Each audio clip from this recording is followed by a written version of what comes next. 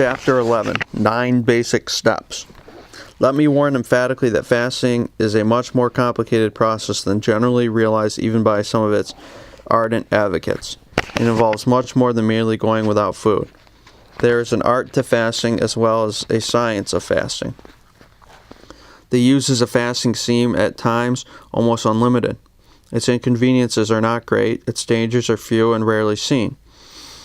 Yet for those most satisfactory results, it must be conducted in accordance with a few well-ascertained rules and techniques by an experienced man. It is not a process to be left to the guidance of anyone of meager knowledge or no experience in conducting fasts. Paradoxically, less supervision of the fast is required in acute disease than in chronic disease. When disease is the result of years of wrong life and if the condition of the patient is one of grave weakness with severe organic impairment, much skill will be required to take the individual through a fast of sufficient duration to accomplish the desired results. In such situations, it would be hazardous to rely on inexperienced and untrained men. I am aware that there are some untrained laymen attempting to conduct fasts. I believe it is vitally important to investigate beforehand to be sure you have the best and most experienced man available.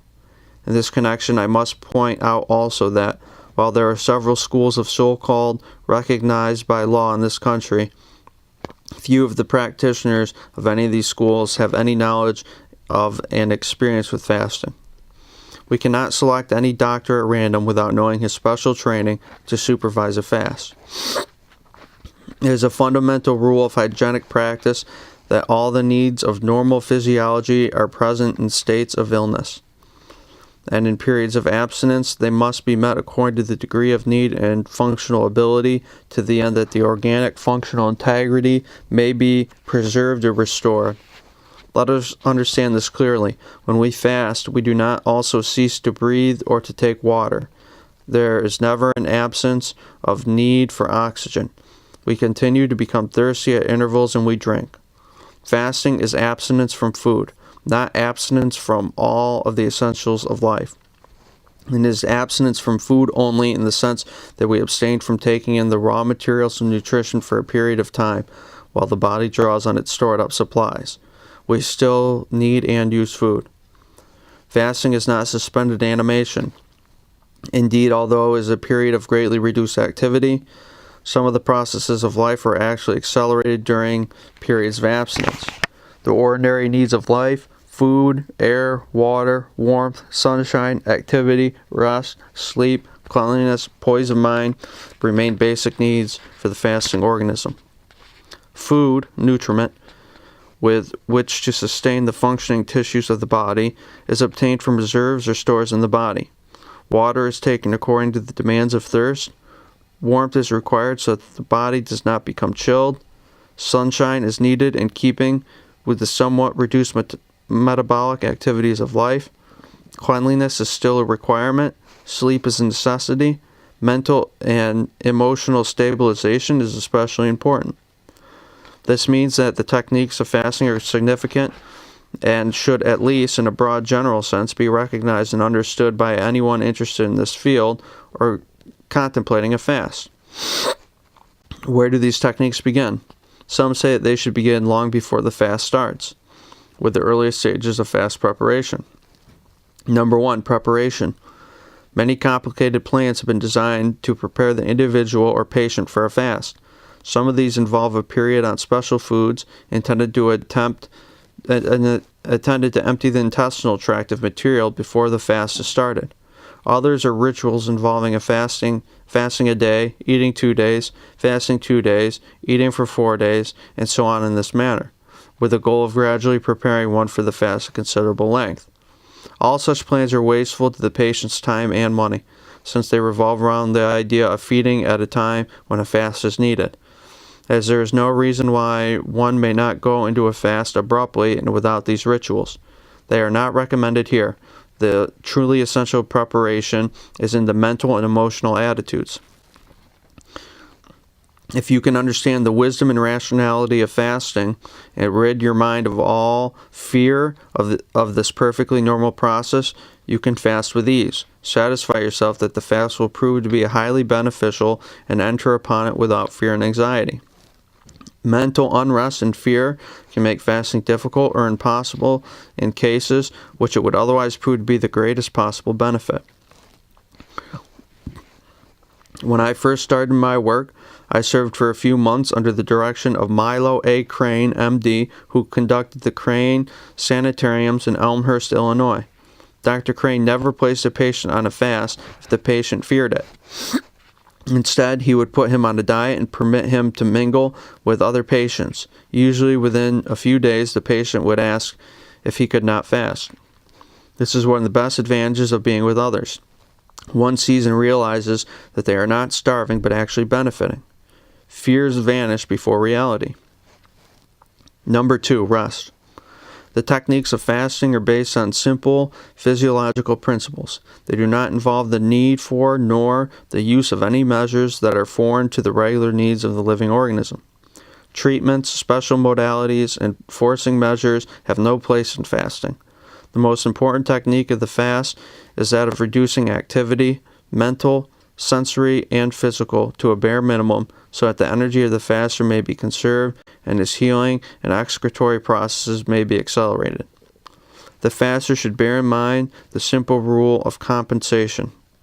In order to expend on one side, nature must conserve on the other. What he does not expend in unneeded activity is available for the use in elimination and repair. Physical rest is secured by ceasing physical activities, by resting in bed, by relaxing. Physical activities expend considerable energy and prevent the recuperation of energy that is essential to restoration of normal nerve energy. Mental rest is secured by curtailing mental activities and emotional unrest. Debating highly controversial issues is harmful. Allowing oneself to become upset or involved in trivial disputes of any nature is harmful. Emotional poise is the secret to mental rest. It is not always easy for the faster to cease worrying or to overcome anxiety, but everything constructive should be done to provide for tranquility. Sensory rest is secured by retiring to a quiet place and avoiding the use of the eyes in reading, viewing television, going to the movies, or similar eye-straining activities. Noise is especially destructive of poise and wasteful of energy. Quiet, peace, and sensory inactivity provide for conservation of energy. In using rest, however, we do not urge a state of suspended animation nor dormancy, nor a state of embryonic passivity. What is sought here is the absence of strain, the physical sense of peace by which rest becomes possible. Rest does not heal, but it is one of the essentials of efficient healing, as well as maintaining health. It is of great value to the enervated and toxemic. Not tonics and stimulants, not sedation and tranquilization, nor hypnotization, but rest is the great need of the organism that has been lashed into impotency by stimulation and excesses in food, sex, emotional unrest, work, and the various deficiencies from which man suffers. Organs that have been lashed into impotency by overwork and stimulation may be rested into full functioning vigor. Added stimulation, whatever in nature, only further depletes them. Number 3, activity. The faster rests during the time he abstains from food for the reason that in the normal exercise of the functions of life, feeding and activity should balance each other. There are authorities who permit their fasters to take long walks and require them to take daily exercise of various kinds. In reducing fasts, some moderate exercise under supervision is permissible. For other fasts, I believe even moderate exercising is a needless expenditure of energy and a waste of reserves. Activities should be geared to the food eaten. When no food is taken, activities should be reduced to a minimum. Rest is the need, not expenditure. Number 4, warmth. A faster's resistance to cold is likely to be lower than that of a person who is eating regularly. He chills easily. Chilling inhibits elimination, increases the discomforts of the faster, and causes a more rapid utilization of reserves. It is important, therefore, that the faster keep warm. This is necessary even in July and August. The feet, in particular, should be kept warm. Cold feet will prevent the faster from sleeping. Water. Number 5. The faster will be thirsty at intervals, though rarely as often as when he was eating. The normal demand for water should be met with the purest water available. Mineral waters and waters with a bad taste are not advisable. A soft spring water, rainwater, distilled water, filtered water, or any water that is free of impurities is acceptable. It should be taken only as thirst demands. There is nothing to be gained by drinking large quantities of water, despite a lack of a demand for this, on the theory that this flushes the system. It is true that the more water one drinks, the more fluid will the kidneys excrete, but this does not represent an increase of elimination of waste. Indeed, it may result in a lessening of the amount of waste excreted. In summer, there may be a desire to drink cold water. Cool water is excellent, but very cold or ice water may slow down and retard recovery. Hot water may be relished under certain conditions more than cold water or water at room temperature. In some cases, hot water may be sipped in moderation with the advice or permission of the supervisor. In others, its use is inadvisable. Number 6, bathing. There is the same need for cleanliness while fasting as while eating. Bathing should be performed daily or as often as needed. The bath should be of a character to cause the least amount of energy expenditure. To ensure this, the following requirements should be observed. A. The bath should be of a short duration. The faster should not remain long under the shower or in the tub. The common practice of soaking for long periods in the water is enervating and should be avoided. B. Bath water should be lukewarm, neither hot nor cold. It requires considerable energy expenditure to resist both heat and cold. The closer the temperature of the bath of water to the temperature of the body, the less energy expenditure will be occasioned. Bear in mind always that bathing is for cleanliness and not for any alleged therapeutic effects. Bathe quickly and get out of the water. C. If the faster is very weak and is unable to take his or her own bath, a sponge bath in bed may be given by an assistant. Number 7, sunbathing. Sunshine is an essential nutrient factor in both plant and animal nutrition and is helpful while fasting. It should not be thought of as a cure, for it is not, but as a normal element in the regular nutritional processes of life. Its role in calcium metabolism is especially important, but it is also important in phosphorus utilization and in ensuring strength of the muscles. Indeed, it serves several important purposes in the normal processes of life and is of far greater importance to us than we generally realize. Unless overdone, sunbathing results in relaxation and no measurable expenditure of energy. If the sun is too hot, if the bath is too prolonged, if getting to and from the solarium is too taxing on the patient, any of these factors may result in excessive expenditure of energy. It is necessary to, quote, temper the wind to the shorn lamb, unquote, in supervising the sunbathing. To accomplish this, the following rules should be observed. Take the sun bath in the early morning while it is still cool, or in the late afternoon during the summer. In mild weather, when it is not hot at midday, a sun bath may be taken at any time of the day when the temperature is comfortable. Start the sun bath with 5 minutes of exposure for the front of the body and 5 minutes for the back. On the second day, this may be increased to 6 minutes on each side. Increase the exposure 1 minute a day for each side, to a maximum of 30 minutes for each surface. It will be well to level off at this exposure time. If the fast is continued beyond 21 days, reduce the exposure to about 8 minutes on the front, 8 minutes on the rear surfaces, and continue this exposure until the fast is broken. At any time, if the sun bath leaves the faster weak or irritated, the duration of the exposure should be reduced.